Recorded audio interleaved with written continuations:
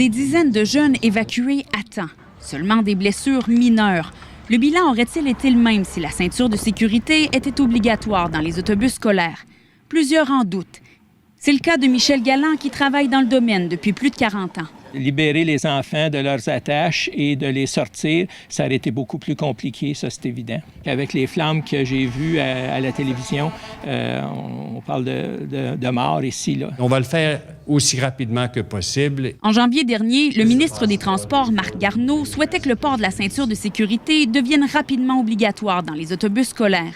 Mais déjà, la question des évacuations d'urgence posait problème. Qu'est-ce qu'il faut faire dans une urgence où il faut évacuer rapidement?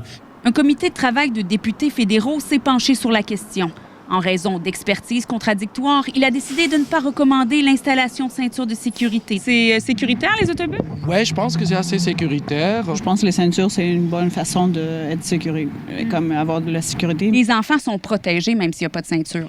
Définitivement, sont protégés, sont enclavés entre deux bancs et les deux bancs sont capitonnés de foam. D'un autre côté, il y a des accidents où la ceinture de sécurité peut vraiment faire la différence pour les enfants dans les autobus. Le seul et unique cas d'accident où que la ceinture est valable, c'est quand il y a un capotage ou quand il verse sur le côté. Ça peut sauver des blessures. Un organisme américain spécialisé dans les essais et la fabrication de systèmes de sécurité l'a d'ailleurs testé, comme on peut voir sur ces images.